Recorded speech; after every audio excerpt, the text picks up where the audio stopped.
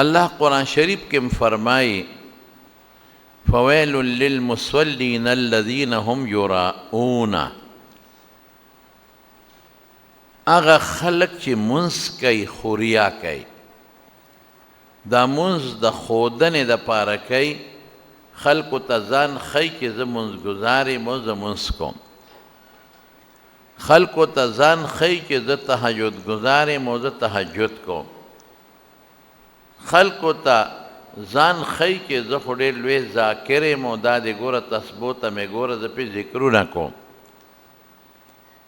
فویل للمصلین، اغا خلق چی اغا منزگزار دی منز کئی او ریاکاری کئی اغلا ویل دی. نو دا ویل یو مانا دادا چی پا دوزخ کی یو کند دا، او حافظ ابن حجر لکلی دی فتح الباری کے، پا شرح دا بخاری کے، مولا لقاری لکلی پا مرقات کے، پا شرح دا مشکات کے، او دا حدیث پرنا کے چی یو خطرناک کند دا پا دوزخ کے چی روزانہ دوزخ دا غیر زر کرتا پناہ نیسی وارے دا غزیل بزی. رسول اللہ صلی اللہ علیہ وسلم فرمائی لی دی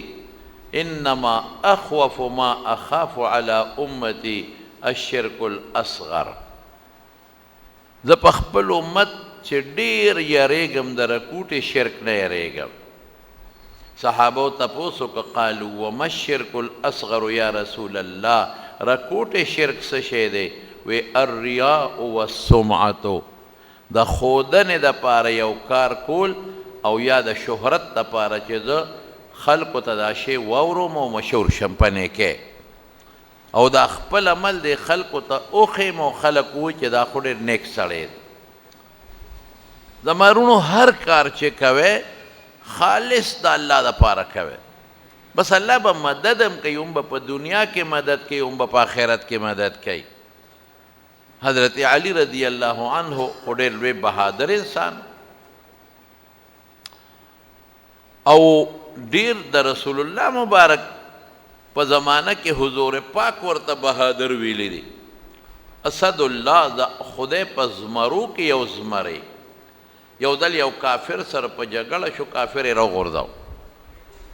او تورا و سروا پا آغا کافر باندے تورا کے خودا علالوے، دکا آغا کافر دا حضور پاک پشان کی گستاخی کڑے ہو. او دا شریعت قانون دا دے کہ دا رسول اللہ صلی اللہ علیہ وسلم پشان کے سو گستاخیو کی دا اغا زندگتی چی واجب القتل. تورا رو استعلالوے اغا کافر دلان دینا پہ لاڑیو تو کلے، بس دیتے نیخ پاس سے چاوتوی گورا سڑی دے پری خوز خو پکار دا دی دو خبر شوے، ام دا پیغمبر دشمن دے، ام ستا دشمن دے کہ لاڑی در باندے رو تو کلے، نو پری دے خود. او اگر سڑی وی ما لاڑی دے دا پا رو تو کلے چی وجد خو مم اسم پری چی غصے تیدا چی زر میں ملکی وخرا باندے وانلی او میں نکاڑائی گورا اگر پا دینیت لاڑی تو کلے وی. حضرت علی ورطوی چی نا ما چی دیرا پرزول ولالو میں دا دا اللہ دا پارا چی اللہ بخوشال شی دا پیغمبر دشمن دے، او چی کلے پا ما لاڑیو تو کلی نو خبل دا زان جذبر آلا چی دا خود پا ما لاڑیو تو کلی راشو سے خامخا علال کا، نو بیا میں انتقام دا خدای دا پارا نشو، دا خدای دا رسول دا پارا نشو، دا زان دا پارا شو چی پا ما لاڑیو تو کلی نو زکا میں پری خود چی دا ما دا پارا نشی دا اللہ دا پارا. بل وقت بے گورم را گورم بہت سرا اگا کافر وے او تاسو سکارونا چے کوئے گورا معلومی کی دا چے سکوئے دا اللہ دا پارا کوئے دا زان دا پارا نا، کافر خودے پاگی مسلمان کو نو ہر کار چے بند کئی. دا مونگتے یو مثال مخ کے نا پروت تے، ہر کار چے کہہ دنے کے کار بمدنے کے وی نو آگے کے نیت دا اللہ دا رضا کوا اجر بملاوی. رسول اللہ صلی اللہ علیہ وسلم دا تبوک غزا لتا، او دا تبوک غزا دا سوا چی دیر لری سفر او دا روم یو بادشاو حرقل دا غصر مقابلہ ہوا. تقریباً اسم تبوک تقریباً دا مدینہ منورین 1000 کلومیٹر نزیاد تے، دے لوے سفر دے، سخت گرمی ہوا،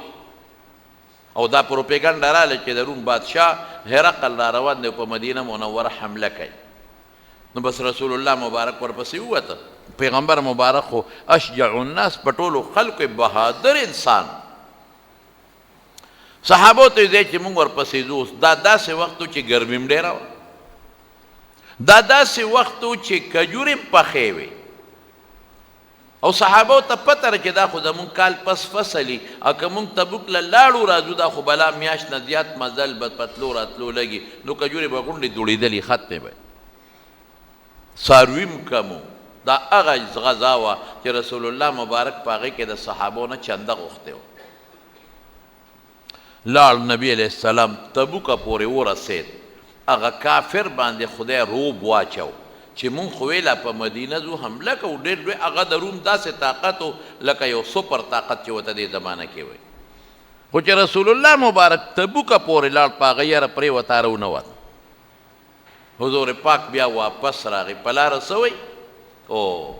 وی ان بالمدینة اقواما، په مدینه منوره کې بعضې خلک دي مونږ سره جنګ له نه دي راغلی، دې سفر کې نه دي راغلی. ما تسیرون سیرا ولا ما سرتم سیرا ولا قطعتم وادیا الا معکم.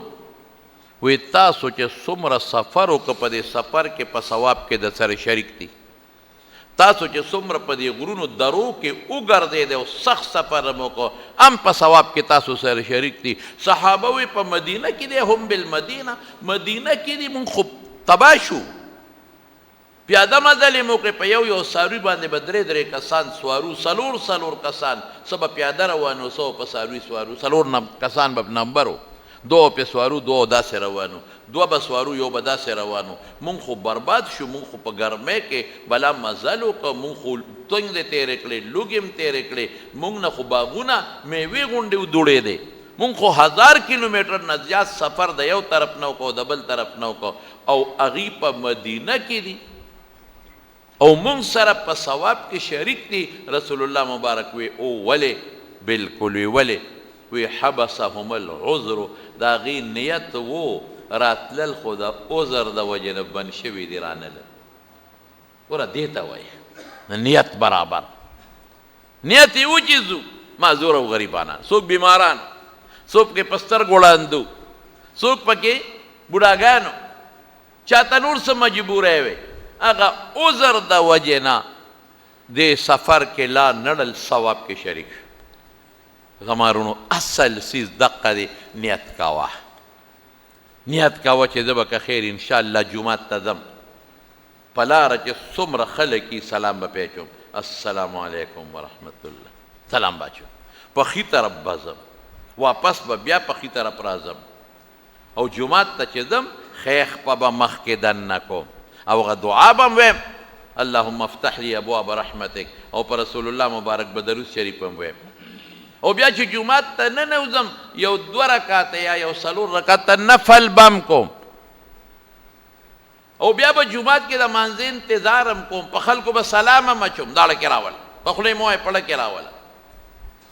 که وخت و لږ د نفلي اعتکاف نیت به هم پکې وکړم چې تر څو جومات کې هم زما اعتکاف، او بیا به پس اړومبي صاحب کې کوشش کوم چې ودرېږم، امام نه ښي طرف ته به ودرېږم، چاته به ضرر هم نه رسوم، مثلا ذکر به مکم، تلاوت به مکم، او واپس چې د جومات نه روزم نو بیا به ګسه خپره وباسم، هغه خپله دعا به ویم اللهم انی اسألک من فضلک، او درود شریف به م ویم، او بیا چې راځم په خلکو به سلام اچوم، کور ته به راځم، او چې ووتې په لاره اړو سوکونه سلام دی اړو وانچم، او چې جومات ته ورلې نو به جمع تیاره وه، دا چې ستا کوم سوچونه یو هم پوره نه شو، جمع تیاره وه ودرېدې، د دې ټولو نیتونو ثواب به دله خدای په کتاب کې ولیکي. ولې تا نیت کړی دی، انما لامرئ ما نوی، انسان چې کم نیتونه کړي دي حقه اجر او حقه ثواب له خدای ورکوي. امام غزالی رحمت الله علیه یو کتاب دی کیمیای سعادت دی، خلکو سره شته، هغې کې یو واقع لیکلی دی. و یو سړی په لاره باندې روان دی،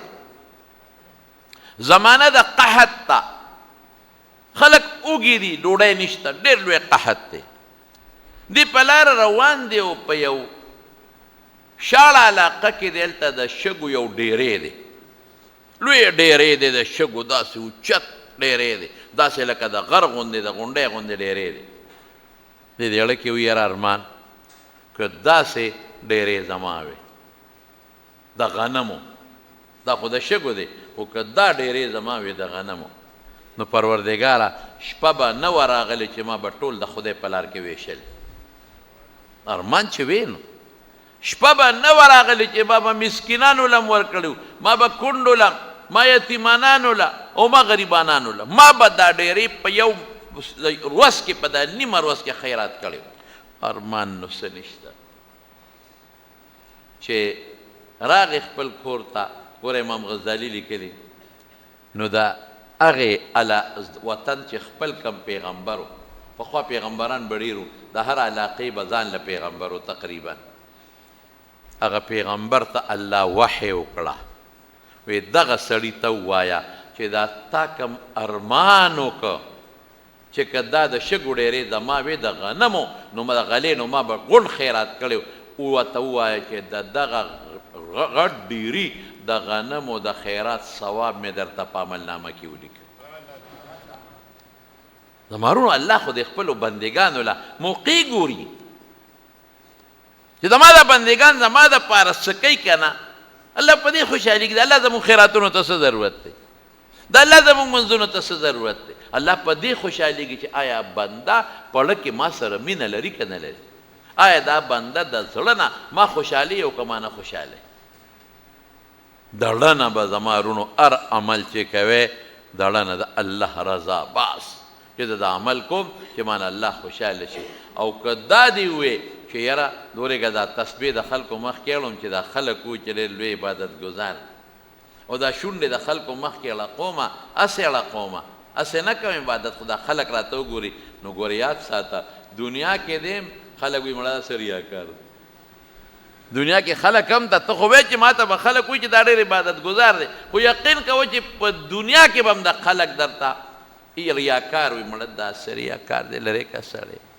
اوسه پورې تسبیح جیب کې نیولې خو چې مونږ یې ولیدو نو راویې ویستې، اوسه پورې شونډې غلې وې خو چې زه ولیدم نو شونډې شروع کړې، اوسه پورې جومات کې ناستو ایسې نه کول خو چې زه ولیدم نو پاسېده. نو زما وروڼو الله دپاره کار کوي. یا من یعمل عملا صالحا ولا یشرک بعبادت ربه احدا، صرف د الله دپاره خپل عمل کوي او خپل رب خوشحاله وي. او چې رب در نه خوشحاله شو ته کوې زه دې له کوم چې خلک خوشحاله شي او خلک ووایي چې دا عبادت ګزار دی. نه نه، چې الله خوشحاله شو نو د بندګانو ګوره د نیکانو په زړه کې مینه در سره خدای چې هغه مقصد خدای درته پوره کوي، هغه مقصد دی الله پاک حاصلوي خو چې د الله دپاره وي. صحابه کرامو په مسجد قبا کې به مونځ کو، منافقین هم مدینه شریفه کې اوسېدل. منافق چې کوم عمل کوي هغه د خدای دپاره نه کوي، د ریا دپاره کوي. مدینه کې منافقین اوسېدل، رسول الله صلی الله علیه وسلم لرالل، وی د الله رسوله مونږ له اجازت راکړه مونږ یو جومات جوړو. هلکه دا قبا جومات چې دی یاره صاحب لږ مونږ نه بیرته دی، زمونږ بعضې بوډاګان دی نشي تللی، بعضې معذورین دی نشي تللی. هغه وخت به زنانه هم راتلې او شاته به په صف کې ولاړې وي، زمونږ زنانه دی هلته نشي تللی. نو که تا مونږ له اجازت راکړه نو مونږ به د خپل د محله کې ځان له یو خپل رکوټې جومات جوړ کړو. نو زه بس ته به هم کله کله راځې مونږ ته به پکې درسونه کوې، مونږ به هم پکې کوو، زنانه به هم کوي، ماشومان به هم راځي، بوډاګان به هم راځي، جمع به د چا نه پاتې کېږي. حضور پاک ورته اجازت ورکړي. د هغوی څه سوچو، هغوی وی دا جومات جوړو په دې کې موږ خپل د مسلمانانو خلاف میټینګونه کوو. هغوی خو ایمان نو پړه کې منافقینو. رسول الله مبارک چې جهاد له لاړه واپس راته نو الله ورته وحی راولېږل، وی دغه جومات ګورې زما دپاره دوی نه دی جوړ کړی، زما د رضا دپاره دا جومات نه دی جوړی، دې ته مسجد ضرار وایي، د دې دپاره جوړ کړو چې د مسلمان خلاف پکې میټینګونه وکړي او مسلمانانو ته ضرر ورسوي، چې واپس لاړ شي چې دا تیږه تیږه وغورځوه. حضور پاک چې واپس راغی قرآن شریف کې الله ذکر کړی چې چې واپس راغی بس ورغی په هغه جومات باندې جومات یې غونډ ونړو او ټوکړې ټوکړې یې کړو ختم یې کوي دغه مسجد قبا ته راځي وره جومات جوړول څونه نیک عمل دی لیکن نیت یې د خدای دپاره نو نیت یې د مسلمان د ضرر دپاره نو قرآن شریف کې الله آیت پیغمبر مبارک ته ورولېږه هغه جومات یې پرې ونړو د فتح د مکې نه مخکې یو صحابي دی حضرت حاتب ابن ابی بلتعه حضور پاک د مکې د فتح اراده وکړه چې زو په مکه حمله کوو چې مکه او بیت الله فتح شي خو صحابه ورته وایي چې دا خبره به پټه ساتئ اوس هم دا قانون دی چې دشمن په دشمن حمله کوي دشمن نه خبروي بیا خو دشمن درته ځان تیاروي یو صحابي دی بخاري شریف کې راځي حاتب یې نوم دی حاتب ابن ابي بلتعه هغه یو خط ولیکي او خط یو قافله تله د مکې نه مدینې ته هغې کې یو ښځې له پیسې ورکړې وایي دا خط به والې او دا به پټ وړې او د مکې چې کوم مشر دی هغه وخت کې حضرت ابو سفیان رضی الله عنه لا مسلمان شوی نه دا به یو څه د ابو سفیان له به پټ ورکړي چې دا حاتب راکړی هغې دا چلو که او ګورې ډېر پټ چې څوک دنه خبر نه شي هغې هغه خط دا کمسی چې ښځه کوي که نه داسې پړې غوندې ته جوړوي نو هغې کې دننه اوده هغې کې پټ او بیا هغه کمسی له غوټه ورکړه او لاندې بډه کې ومنډله خو چې قافله روانه شوه رسول الله صلی الله علیه وسلم ته الله پاک اطلاع ورکړه چې یو خط دی او روان دی یو قافله کې ښځې سره دی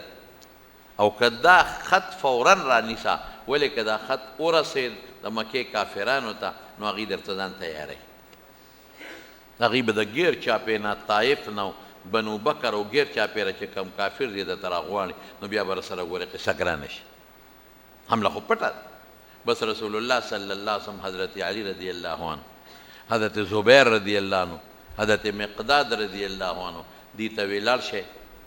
او پلانکي ځای کې به یو ښځه روانې او دا نمونه شکل دی د ښځې شکل هم ورته الله خولی دا نمونه د هغه ښځې شکل دی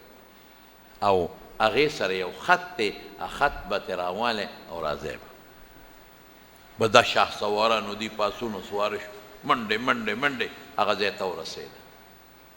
قافلې ته ورسېدل قافلې ته یې ودروله هغې ودرېده چې ودرېده هغه ښځه پکې راووته یو ته یې وکتل وی بلکل رسول الله صلی الله علیه وسلم چې موږ ته د کومې ښځې نوم ذکر کړی دا هغه ښځه وی راوباسه خط هات الکتاب خط راو ای ما معي کتاب ما سره خط نشته ورته یې راوباس وی نشته دغه زما سامان دغه جیبونه ما سره خط کم دی دی را روان شو چې را روان شو دا یو دی بل ته ویل که ښځه همغه ده که نه ده وی یو ښځه خو همغه ده نو وی حضور پاک خو دروغ نه وایي ځای چې ورځو لږ دباوه وي بیا ورپسې ورغله وی راوباسه خط تاسو ته خو ما ووایي چې خط را سره نشته وی لنجردنه کې جامې ده نه وباسو بربنډولی نه یو دباو یې وله ورکاو جامې در نه وباسو پرېږدو دې نه پوره دې لټوو اول نه اخره پورې او موږ ته خپل پیغمبر ویلی دي چې خط تا سره دی استاد شکل صورت یې راته ویلی دی هم تا سره خط دی بس هغه چې پوه شوه چې اوس خو فلما رأت الجد حدیث کې راځي چې دا خو نه ما نه پرېږدي نو د بډې نه یې کمسی راوویست کمسی اوس پړده او خط یې ترې راوویسته وایي دا خط صحابو خط رسول الله صلی الله علیه وسلم له راوړ چې خط یې څنګه راوړو خط یې اوس پړده نو خط د حاتب ابن ابي بلتعه رضی الله عنه د طرف نه او د مکې مشرکانو ته یې لیکلي چې مسلمانان هغه ختم هغه یو عجیبه لیکلی هم یو دمکي غوندې وه چې مسلمانان در روان دي او حمله در باندې کوي او دا خو لا پیغمبر علیه السلام سره ډېر خلک دي لږ نه ډېر که دی یوازې م درشي نو الله به ورسره مدد کوي فانظروا لانفسکم ځان له سوچ کوئ اوهو حضور پاک حاتب راوغوښته راشد حضرت عمر او صحابه کرام ناست دي ما هذا دا څه دي حاتب تا زموږ جاسوسي وکړه خط دې ولېږه د مکې کافرانو ته ته خو لوی مسله دې راته جوړه کړه که دا خط شکر دی چې الله ما ته وحی راولېږله او دا خط زموږ ګوتو له واپس راغی یعنې که دا د مکې کافرانو ته رسېدلی وي هغوی به ښه مضبوط تیارې راته کړې او لوی جنگ به شو په دشمن خو چې حمله کوي دشمن به نه خبرې دا دې څه وکړه دا خو ته جاسوسي وکړه د کافر دپاره او د شریعت قانون زمارونو څه دی دا یوازې شریعت قانون نه دا د ټولې دنیا قانون دی چې د جاسوس سزا مرګ دی کم انسان چې کافر له د مسلمانانو په ملک کې جاسوسي کوي هم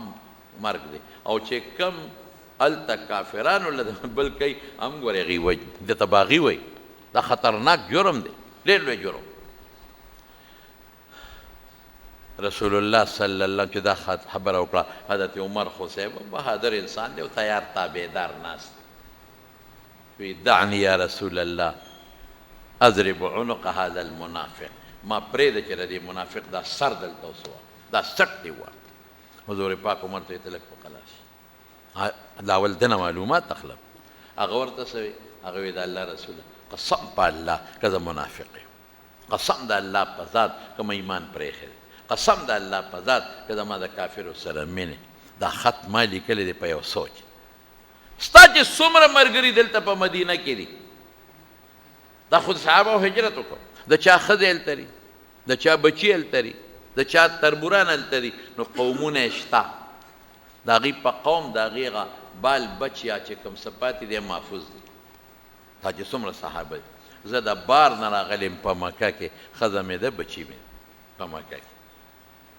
ما دا خط په دې وجه ولیږه چې که کافرانو ته پته ولګي چې مسلمانان را روان دي نو ستا د دې صحابو چې هلته څوک پاتې دي هغوی قومونه دي هغه محفوظ دي څوک ورته غږ نشي کولی او زما دا ښځه بچي راله مړه نه کړي اوهو د حاطب بچي دلته دي او دی به مسلمانانو کې راځي په موږ به حمله کوي زما هغه ښځه ده بچي مې دی راله مړه نه کړي زما قوم نشته په مکه کې زه د باره راغلی سړی ما په هغې یو احسان ورغله چې زما یو احسان به په هغې ور وړي چې زه یاره که د حاتم بچي او ښځه او هر څه دلته دي او دې هلته مسلمانانو سره دی یاره یو ښېګړی را سره وکړه او زموږ ته یو خط راولېږه د مسلمانانو یو جاسوسي راله وکړه وایي دا مې په دې سوچ لیږلی دی چې زما ښځه او بچي هلته بچ شي دا مې نه وی لیږلی ممکن ده زما ښځه بچي راله مړه نه کړي زه د باره راغلی کس یم مهاجر یم په مکه کې ښځه بچي مې مهاجرین دي راله مړه نه کړي بیا حضرت عمر پاسې سترګې سرې دي الله رسوله پرې مې ده چې دا سټ دي ووایم حضور پاک عمر ته وی عمره په قلار شي او بیا څه وایي وایي صدقه حاتب ټیک ویلی دی دا غریب نیت ټیک او نیت یې څو برابر کار خو برابر نو ذو جهتین دی ته وایي ور یاد ساته که کار خراب وي نو په ښه نیت نه سمیږي کار خرابي په ښه نیت نه سمیږي خو که یو کار داسې وي چې دوه طرفې وي دوه او تا په هغې کې ښه نیت وکړه نو باس بیا سم شو نو د ده دا کار دوو روخو واله و دوو روخو ده پکې ښه روخ اخیستی دی نو رسول الله مبارک پې پرېږدی حاتب ټیک وی دی غریب مجبور نو ځکه دا خط ولېږه لیکن قرآن شریف کې الله یترونه یا ایها الذین آمنو لا تخونوا الله یعنې د هغې نه پس به ګورې بیا دا کار نه کوئ ګوره نیت داسې یو عجیبه شی دی د حضرت امام احمد ابن حنبل په ګوند کې یو لور ابه بره په چت په کوټه باندې سملاستېده او د احمد ابن حنبل او د ده د کوټې چت یو بل سره برابر پخوا د موږ په دې وطن کې به هم داسې خلک وو دا کورونو دا چتونه دا دیوالونه په کورونو د په چتونو نو اکثر ګوره کوټې دیوال به خلک به په بره په چتونو باندې اوسېدل به یو بل سره به د چت نه تلل راتلل پخوا هم دا قصه وه نو دی په چت باندې سملاستېده مخامخ به امام احمد ابن حنبل چت ته راوختو په اخره شپه کې او د الله عبادت به یې او خدای ته به یې ژړا کول دا لور به څه وي ده به یا الله ارمان نو چې داسې د احمد په شان خو زم وی ارمان نو چې د اخره شپه کې زم پاسېدې الله ته ودرېدې او ما الله ته عبادت کو ارمان نو چې دغسې جړه ما هم خدای ته کول ارمان نو چې دقسې خشته ښکلې د خشوع خضوع مزیدار مونځ ما هم کولې خو الله نشم کولی بچي مې ټوله ورځ ورته سټک وه د سار نه تر ماښامه پورې سټک وه ستړی یم الله نشم پاسېدی د کټ نه نشم پاسېدی پروردګار. او دې لوارانو دوی به پخوا د شپې هم کار کو، د شپې به یې ځان ته ډیوه بله کړې وه او لګیا به او خپل کار. مونږ په دې وطن کې هم داسې الله نو زه خو د شپې اولی سو ټوله روز سټک وم نو لاس مې ستړی دی بل لاس باندې مې کار کړي دواړه لاسونه مې ستړي پروردګار پاسېدی نه شم خدای ټوله ورځ بچي مې دي څه وکړم ښځه مې ده که نه کوم زما بچي ښځه به څه خوري الله ارمان چې دقسې زما هم څه د رزق بندوبست شوی وي او دمه وي او اخره شپه کې زه پاسېدې پروردګاره او تا ته مې ژړا کولې مونځ مې کاو نفلونه مې کول او داسې اوږد اوږده رکعتونه مې کول. هره شپه چې به دې په ډډه واوړې دا لور او احمد ته به یې وکتل نو دقه سوچ به یې کو. هره شپه چې به په ډډه واوړې راویښ به شو احمد ابن حنبل ولید دقه سوچ به یې کو. لور کاکا مړ شو، یو لوی عالم دی هغه په خوب کې ولید. دې خوب ته رسول الله مبارک مبشر ویلی دی، مبشرات.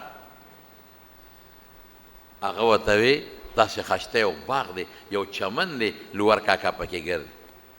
هغه عالم ورته وی هلکه د څنګه په دې چمن کې چکرې لګې او ګرځي الله د سره څه وکړل؟ وی ما باندې خو الله ډېر لوی فضل وکړو. وی څنګه؟ وی چې څنګه مړ شومه وی فرشتو ته وی چې نیغې بوځه جنت ته او د احمد ابن حنبل ګاونډی ورسوی.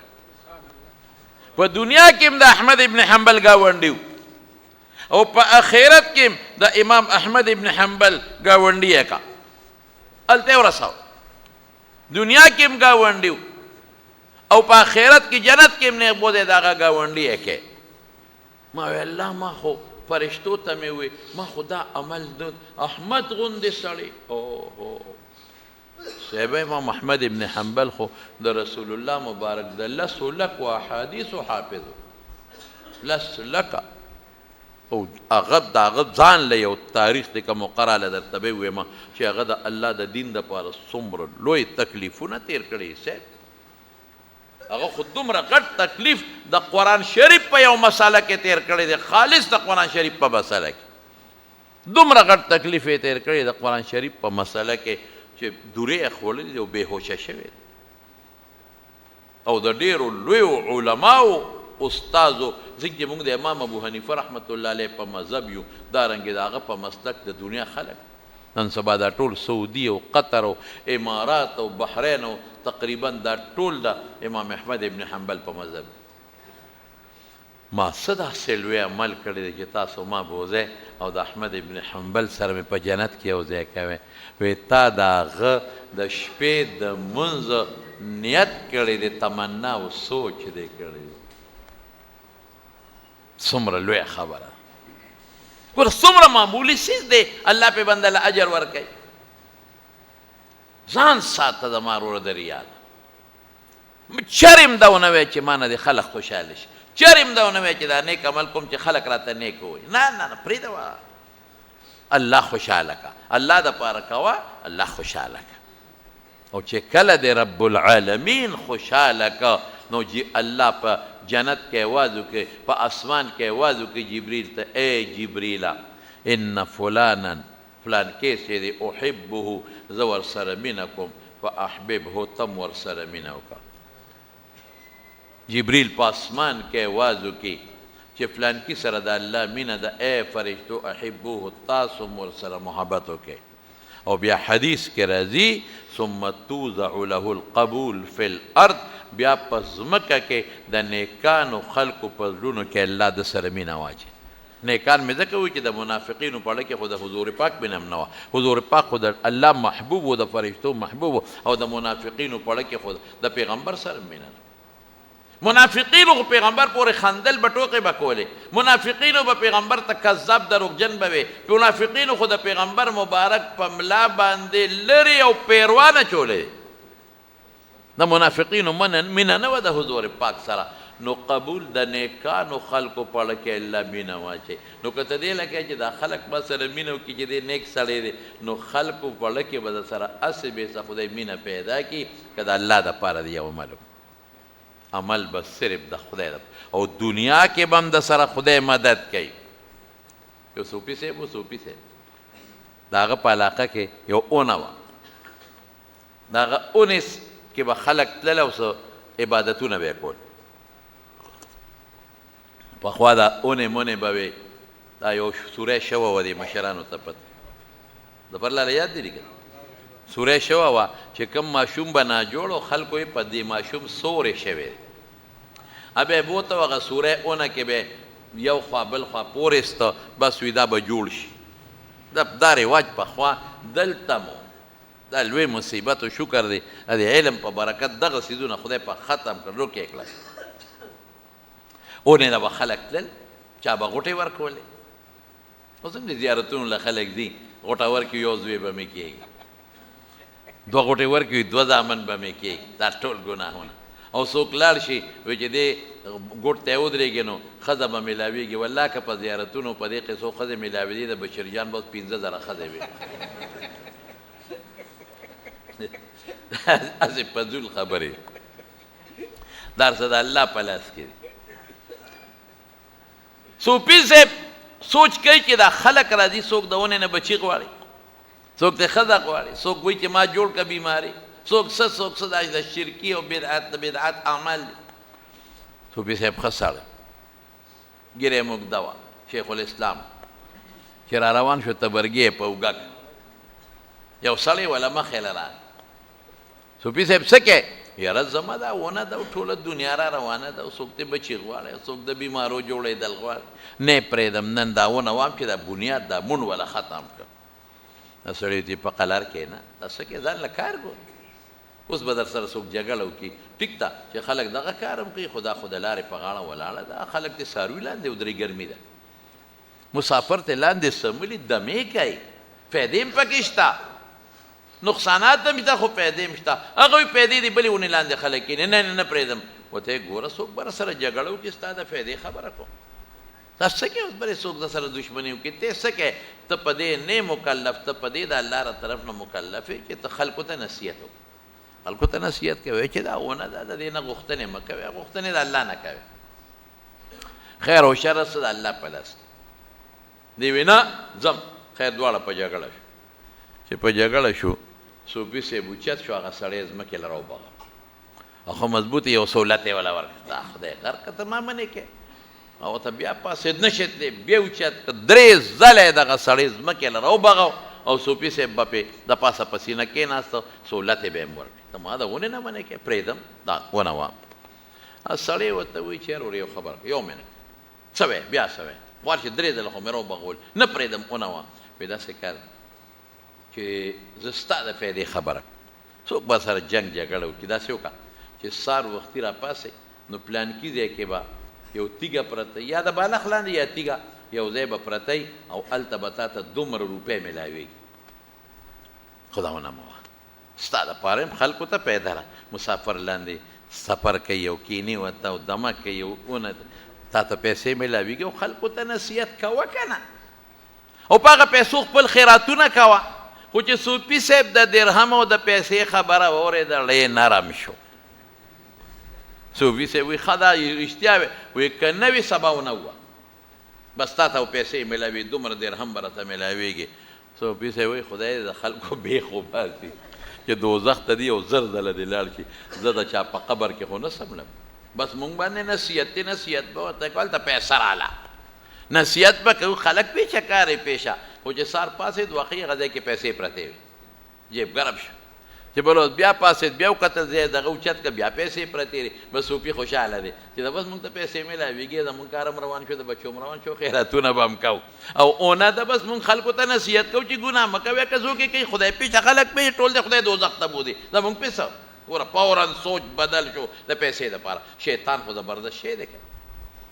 یو څو ورځې پیسې وي چې بله وارې پیسې نشته تیږې اوچته کړه بالښت اوچت که پیسې نشته بیا یې تبرګې په اوږه که را روان دی سړی ورته مخې ته وایي څه کوې وایي دا ونه وایي نه یې شی والې وایي خوار شی بس چې په جګړه شو سړی لږې شو صوفي اوچت که او را ویې بغاو ستا پلار به مانه دا ونه ووایي او ښه یو سهولت یې شغال کړ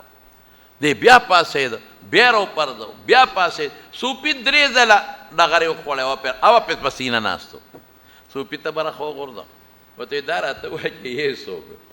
هغه بلورځنې خو نه وایي همغې همقې شکل بدل دی وایي یې څوک وایي شیطان خدای غرق کا ابلو خو ما ته بادیوه وې ما لوچ وې اوچت به مې کړی نن خو دومره لوی درونه بلا ده نه جوړه شوې په خدای که څوک دې اوچتولی شي لس بشیر جان چې یو ځای کې اوچت بیا کې خو تا خو زه نشم اوچتول دا څه په مصیبت ورته ویې وی ابلو څه د الله د رضا دپاره روان وي نو زه درته نشم ټینګېدی نن پیسه نشته پیسه در باندې بنده شو د خدای دپاره نه روان د پیسې دپاره روانې اوس مې راته وایي چې پیسې میلاویږي نو بیا واپس کېږي نو چې د خدای دپاره نه نو ما ته بیا نشي ټینګېدی واورئ اوس قرآن شریف کې الله فرمایي ان کید الشیطان کان ضعیفا د شیطان سکیم ډېر کمزوری دی هېڅ شی نه دی شیطان خو ته عمل د خدای دپاره دې تا ته نشي ټینګېدی د وسوسې به هم ختمېږي هر څه به ختمېږي خو کم کار چې کوې الله دپاره کوه خو که کار د خدای دپاره نه کوې د بنده د ښودنې دپاره کوې د دنیا دپاره یو کار کوې الله دپاره نه کوې نو بیا شیطان در باندې زورور دی ټینګ شوه ده بیا نشي ټینګېدی هر بس خلاصه دقه ده چې کم کار کوې څه دپاره الله راضي شي بس الله راضي کوه د الله مدد د سره د الله نه غټ مدد د بل چا کېدی شي چې ته ما خوشحاله رښتیا ووایه زه به خوشحالوم او که نه او چې ته زما بیټک ته راشې او زما خوشحالي دې مقصد نی بل غرض دې وي زه به خفه یم تنګ به یم در باندې چې دا اوس لاړ شي نو ښه به نو چې ته د الله در ته لاړ شې او یا په خپله مسله د الله په در کې ودرې او نیت دې دی چې زه الله خوشحاله کړم نو چې ما خوشحاله زه خوشحالېږم چې ته الله خوشحاله الله بول نه خوشحالېږي او چې زما در ته راشه او ما نه خوشحاله بل خوشحاله زه به خفه کېږم دارنګې الله به خفه کېږي و نه خفه کېږي صرف او صرف الله دپاره یو عالم و دې وخت کې ما نه نوم یې دی امام ابو داود او که څو خیر نوم یې خط یې لیکه خط وره لګیا دی حدیث دی کې خط دی چې پخوا خو هغه د سی مشواڼی به وي او هغه د خوړلې د ډکي قلم به و خلکو پکې سی راوچته کړه او لیکل به یې پې کول او دی لګیا دی خط لیکي چې سی یې راوچته کړه یو مچ راغی مچ مچ تږې به یا اوږې به هغه سی باندې کېناست قلم باندې کېناست د لږ ساعته هغه قلم دقسې ونیوه یاره ورېږه دا مچ دی او دا سی سکي دی تږې دی غریب پرېږده چې دا سی وسکي چې هغه مچ هغه سی نه خوراک څکاک وکړه او مچ پاسېده نو ده څه چل وکړه وایي الله اکبر ده فورا هغه قلم پرې کړ هغه څوکې یې پرې کړه هغه سی یې پرې کړه اخوا یې غورځوله او قلم یې تېره کړه او دوباره خط شروع کړ خط یې ولیکه ویل لوی محدث دی ګورې د حدیث استاد یې خو دې وخت کې باندې نوم یې لوی محدث دی الله پاکه چې دې کله مړ شو نو یو خپل شاګرد په خوب کې لیکي ویني وی الله د سره څه وکړل وی الله جنت ته ورسول وی په څه حدیثو خدمت ته کړی وی نه هغه خو وروستو خبرې دي خو ما ته الله وی چې یو وخت کې دی په مچ رحم کړی دی تږی تا ورته قلم ونیوه چې دا مچ دا تنده ختمه شي نو زما په دغه مخلوق دی رحم وکړه نو په دې دی بخم جنت ته ده حالانکه مچان وجل جایز دي ګورې منع نه دي دا یو سوچ دی یو فکر دی اوس مچان دي یو تنګی دی نو وجنه به وجلی شي خو دا سوچ دی وکړه چېره ما ته نه مچ نه څه ضرر دی یو مچ دی دی ما به څه تنګ کي راشه تنده وله ختمه کا دا اوس ګوره د هر انسان یو خپل نیت دی یو خپل سوچ زما ورو لیکن دا ټکې وره او شاګرد ورته صاحب وایي دا صحیح دا په دغه صحیح څه پلیته خو نه وه چې مچ دی دغه صحیح وسکله نو دغه دی ولې قلم پرې کړه او صحیح دی وغورځوله او د قلم هغه څوکه دی اخوا وغورځوله او بیا د قلم تېره کړه دی ورته وایي وایي ښه کوم کار چې ما د خدای دپاره وکړو اوس ته مانه تپوس کې چې دا مشهور کې وی صاحب نه دې دپاره تپوس ته کوم خو ما پوه کړه وایي ښه دا ما په ژوند به نه وی وایي ستا په ژوند به نه وی وی دا مې ځکه دا صحیح خو غورځول او قلم مې پرې کړه چې لکه زما د ریا سوچ را نشي چې دا خط ما په هغه صحیح لیکلی دی چې کومه صحیح مې مچ ته نیولې وه او مچ ته سکل کړی چې زما په زړه کې دا نیکي را نشي زما په زړه کې دا لویي را نشي چې دا کرښه مې په هغه صحیح ګورې لیکلې ده چې کم مې مچ ته نیولې وه مچ ته څکلي دي د دې ریاکارۍ نه مې ځان ساتنو ځکه مې د قلم هغه سر مخ وغورځو او صحیح مې مخ وغورځو پوټي پوټي څیزونه یې بعضې وخت او په هغې رب العالمین خوشحالېږي نو خلاصه د خبرې دا ده چې رب العالمین په قرآن شریف کې عام اولس ته ټول مسلمان ته دا اعلان کوي وما امروا الا لیعبدوا الله مخلصین له الدین حنفاء چې تاسو ته دا اډر شوی دی دا درته حکم شوی دی چې څه کارم کوئ عبادت چې کوئ نو الله دپاره خالص کوئ او یو مخیزی مسلمان شه دوه پړیقه کېږه ما بنده توجه مو ورکوه الله ته کوه بعضې خلک کوي داسې خفه کېږي یو ځل اوس مړ دی خدای دې وبخښي لکه زه ورته ګورې دوا کوم پېژنې بعضې ملګري به هم پېژنې ما به د بدرخیل د جومات کې پخوا امامتي کوله مونږ چې هلته کډم یوړه مفتي آباد ته نو زه مانځله دې جومات ته راتلم د کور خوا کې جومات و زمونږ کور دغلته نږدې دیوال په دیوال بابا جي به هم پکې کوو والد صاحب هم پکې څه موده کړې وه حاجي صاحب دا ټول زما مقتدیان نو زه به راتلم نو په دې پول به راتلم یو سړی یو ځل ما ته ولاړ دی ما ته وایي چې مولوي صاحب یو منټ ما ته وایي استاد جي یو منټ یاره جي ته خو تاسو رې تهجدو صفت خو کوئ ما خو بیګا خوند وموند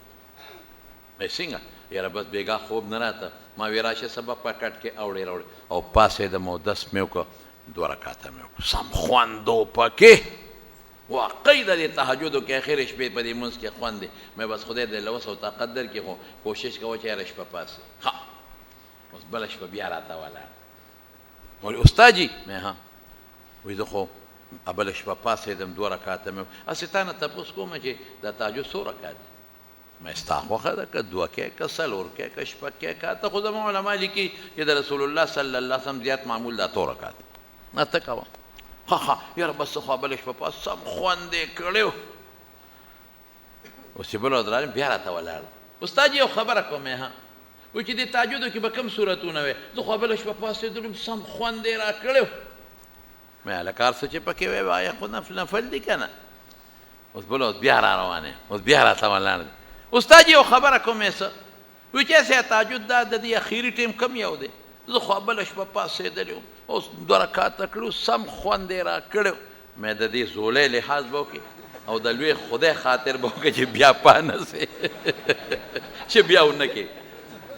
بله شپه دا دې ونه وي چې بېګا بیا پاڅېدم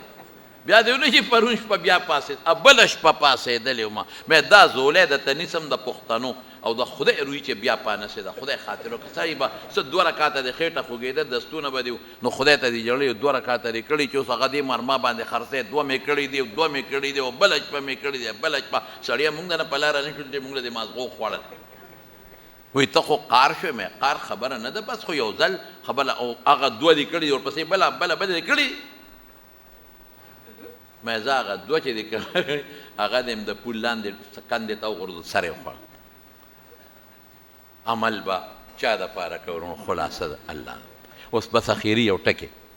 زمونږ په دې نصوصو کې راځي قرآن او سنت کې نیکي یو پلس بل ځای کې راځي چې د یوې کجورې نه د احد غرم جوړو اوس به ته وایې چې هلکه زه نیکي وکړم چې ښه ډېره شي چې څومره نیت اعلی دی نیت کمزور دی یو پلس نیت چې څومره مضبوط دی او څومره د الله رضا ده نو هغه اجر او ثواب زیات نو انشاءالله اعمال چې څومره کوو الله دپاره به کوو چې الله خوشحاله شي بس او که د شیطان وسوسه درته راځي د شیطان نو شیطان په وسوسه خدای ته نه نیسي ستا د اختیار نه چې بار شیطاني وسوسه راځي نو چې سته پې قادر دی او غیر اختیاري کومې وسوسې د شیطان راځي دغې باندې مه یارېږه په هغې نیوکه سره نشته فرض مونځ به کې فرض څیزونه هغه به د خلکو مخکې هم کې لکه مونځ په دې کې هم ریاکارۍ نشته بد ریا د اړه سره تعلق لري الله یې ته مونږ په امن و امان کې وساتي بره خټ د نعیم رور وفات شوی الله دې مغفرت نصیب کړي الله یې د آخرت خوشحالۍ نصیب کړي او رب العالمین دې وارثانو له صبر ورکړي او کریم خان کریم لالا بیمار دی الله دې وله روغ صحت ورکړي او الله تعالی دې وله شفا ورکړي او نور هم بیماران دي دعاګانې غوښتې دي الله تعالی دې ورته روغ صحتونه ورکړي.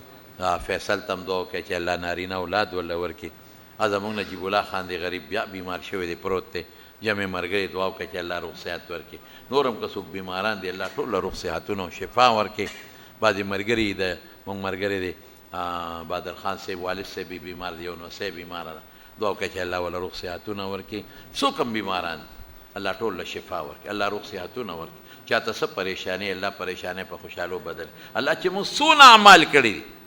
که مونږ نه پکې ریا شوي که شوي توبه وباسئ، خبره ختم. الله به معاف کړي، الله به خپل دربار کې قبول کړي. که مونږ نه پکې د ښودنې د ریا په دعاګانو کې په اعمالو کې څه شوي الله مونږ معافي غواړو، مونږ معاف کړه. مونږ توبه راته وباسو د خپل رضا دپاره الله قبول کړه. الله چې چاته څه ټینشن دی په خوشحالو بدل کړي. الله د مخلوق د شر نه مو ساتي، الله د حاسدینو د حسد نه مو ساتي، الله د بغضیانو د بغضونو نه مو ساتي.